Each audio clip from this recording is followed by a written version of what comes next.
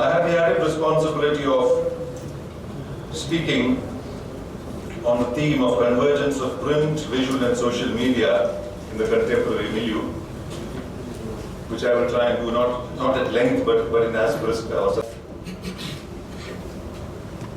The media is no longer compartmentalized or segmented as we knew it before.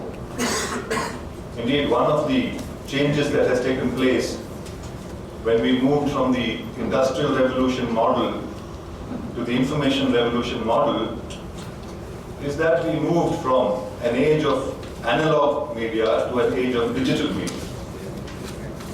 And as that shift took place, this concept, this process, this idea of convergence took hold of our lives, particularly in the media, for media practitioners, for receivers of media, for beneficiaries of media, for victims of media.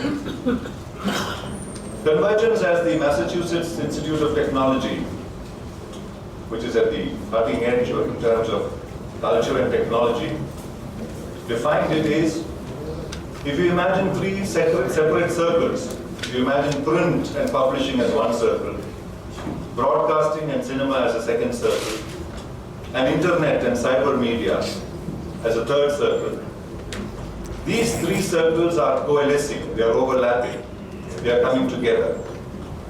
That is the technical definition of convergence as defined by the MIT, Massachusetts Institute of Technology. And therefore, ideally, such a convergence should make for a big difference in the way media affects our lives, in the way we deal with media, in the way media makes a difference to our lives. And we can see that happening. We can see slowly that I run a college of journalism, and one of the first questions I ask students when they come for a new batch of students come every year is, how many of you read the newspapers? And in a class of say 200 students, hardly 4 or 5 hands will go up. Initially when I saw this, I was very shocked, I was very concerned. I thought, how are these people going to be journalists if they don't even read newspapers? And then of course you learn very quickly that they're not reading newspapers is not indicative of their not knowing the news. They are online, they go online, and in fact, their breadth of news is far greater than those who read newspapers. Because they know the context, they know the extra commentary, they know, and as you know, all the internet editions of newspapers have far more news than the newspaper edition itself has. Because there is a paucity of newsprint, there's a limitation of newsprint, there's a limitation of space. Whereas the internet editions often give you longer versions, they give you hyperlinks, they take you to other related contexts. So there's a whole infinitesimal area of breadth and depth on which these students are able to understand news and learn news and evaluate news and contextualize news, which we who are used to the newspaper along with our morning cup of tea or coffee may not have, surely out of habit. And that's a new generation. That's a new generation of media recipients, of media, shall we say, consumers. Their knowledge is broader than in many ways ours. And therefore they probably develop a healthy disrespect sometimes for politics, or a healthy respect for politics. They're able to assess people in very different ways. And there is a paradigm shift, a kind of model shift that is taking place in the terms of how they relate to the media, how they experience the media. So what we find today is that the single tablet, a screen, is becoming convergent in the sense that your newspaper, your radio, your television, your internet, they are all delivered to you perhaps on a single screen. Already your iPad and so on. Of course, these are technological developments. This does not mean that society at large is able to receive it yet. And we in India, we have the distinct problem, which we can't run away from, of a digital divide. That the masses of our population cannot afford some of these gadgets, cannot afford access to the broadband that is required, access to even Wi-Fi. But at the same time, we have seen how a revolution of the mobile telephone, for instance, has changed access to information, empowered the ordinary, the most ordinary of persons in this country, whether he's a vegetable seller, whether he's a man who's sweeping the street in the morning. All sections of society have been empowered by the power of the mobile phone. And as you know, the mobile phone itself is a gadget of convergence. You have the capacity to receive information, not just here, you can sometimes see pictures, you can see if you are able to literate and read, you can get clicks. And therefore, convergence is happening in our lives in ever so many ways. And we are becoming more and more informed in that space. We are becoming more and more subjects of convergence. It's not just in the media that it's taking place. In the formal media space, convergence has created a huge difference to the way we react to or interact in social media. Social media is such a changing media, such a changing form, that what is social media today may be changing tomorrow. There is Facebook, there is Twitter, there are various categories of social media that are evolving, and various groups, various listservs.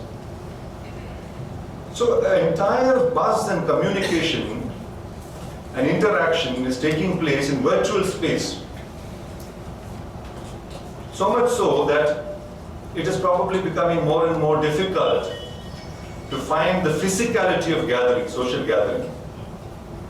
We find it more and more difficult, especially in the younger generation, to find the physicality of social gathering.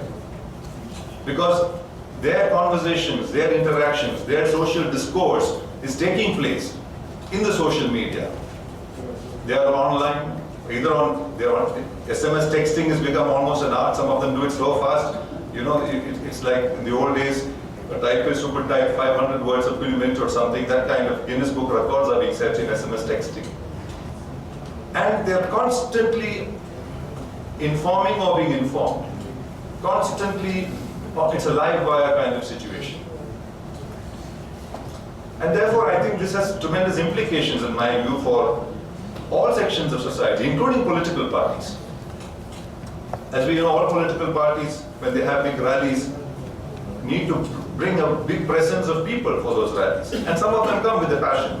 But I wouldn't be surprised, especially if a section of the audience, a section of the people, of society, slowly move into the realm of social media. And therefore it becomes necessary for political parties to have a presence, a cyber presence, a social media presence. Social media, by definition, is, I think, a check and balance area for formal media, formal news media.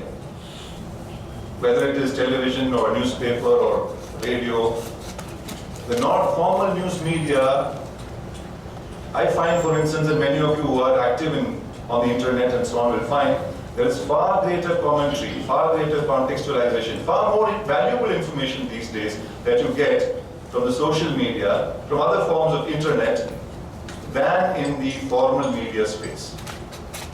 There are experts who are giving us views.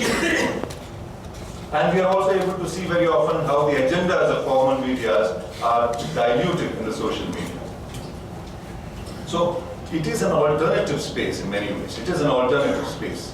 A space where the ordinary citizen, the people of this country, can express their views, their opinions. And I think a good example, illustration of this, we have seen many illustrations.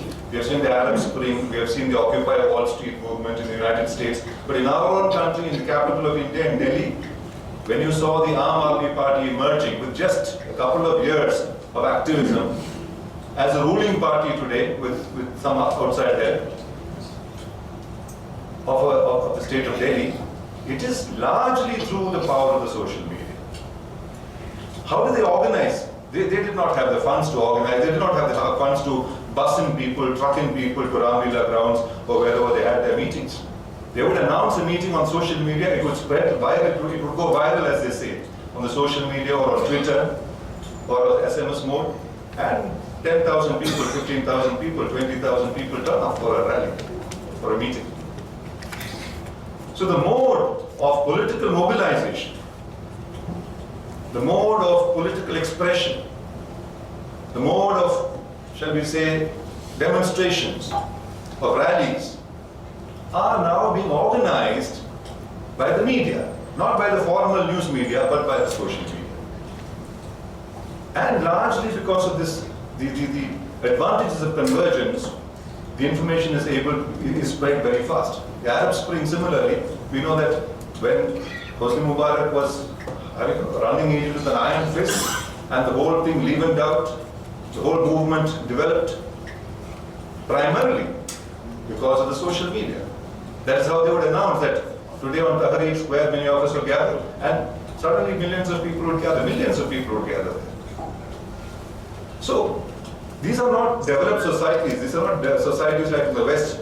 So I think there is a tendency on the part of some of us to say, these are technologies which will take time to seep down to the people. We said that until the mobile phone became such a commonplace that in every village in UP or Bihar, the smallest denominator uses a mobile phone today.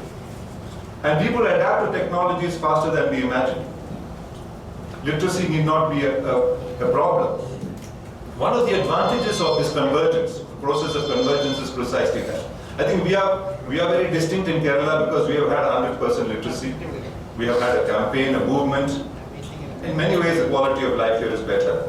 But today, because of convergence, the advantage of literacy is actually being diluted a bit, because we are going back in many ways to the oral tradition.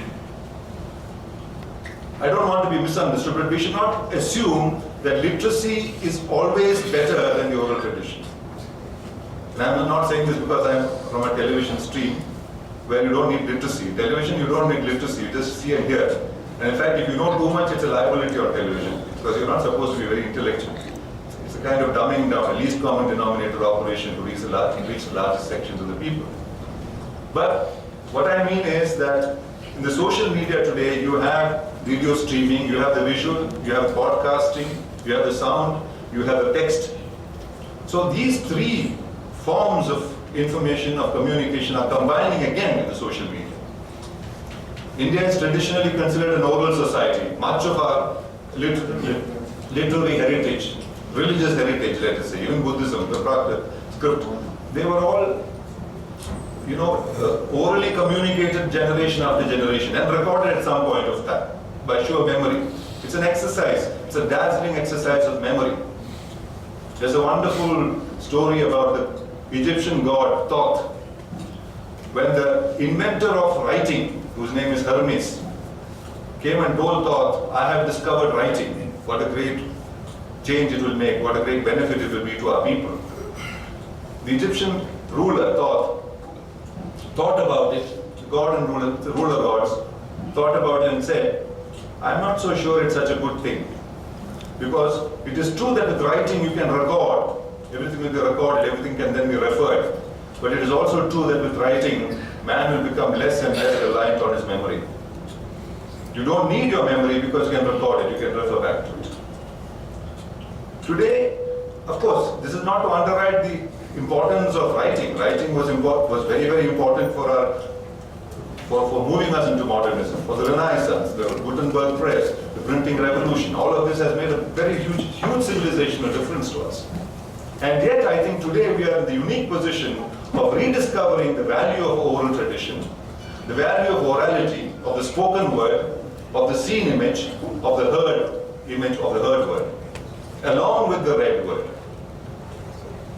Writing implies absence. Roland Barthes famously said, you do not write to somebody who's sitting in front of you. You write to somebody who's absent, who is away from you. Whereas speech implies presence. The visual implies presence, shall we say. The hearing implies presence. There's a sense of presence, of immediacy. So these are the oral traditions which are being recast, redeployed, reinvented in many ways, and becoming part of the convergent technology that we are speaking about today. And the formal media is yet to, I think, discover much of this, is yet to use much of this. It is true that most newspapers have an internet site, but that's just a version, shall we say, internet version of the print edition of the newspaper. Whereas the true idiom and the true cultural, shall we say, uniqueness of internet, of the cyber media, of cyberspace, is yet to be realized. It's a work in progress, it's going on. I don't think any of us can say that we have arrived there. So we are living in very fascinating times of convergence. Convergence is actually the biggest work in progress of our century. And that's going to make a big difference to the way we understand the world, the way we see the world, the way we react to the world, and the way we are empowered in terms of these interactions.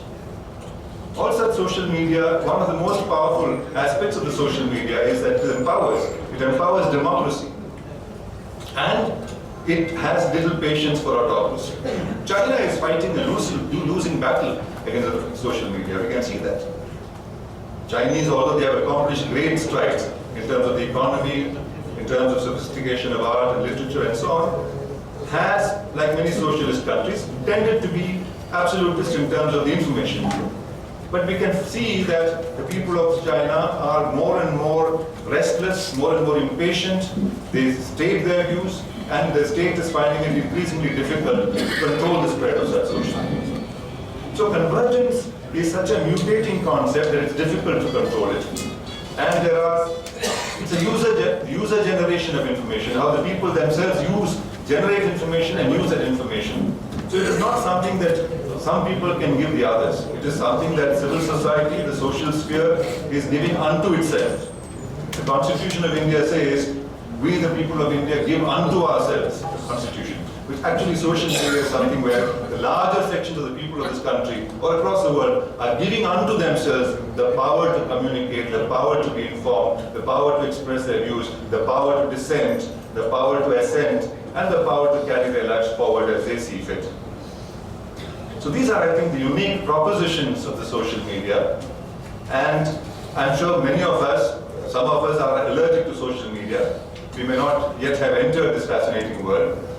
We may not yet be formally aware of convergence, but I propose that all of us are in some ways caught up in this whole business of convergence. Whether we like it or not, unintended, unknown to ourselves, we are, I think, players in the process, in the work in progress, the grand work in progress that we call convergence, which includes, in a good measure, the social media.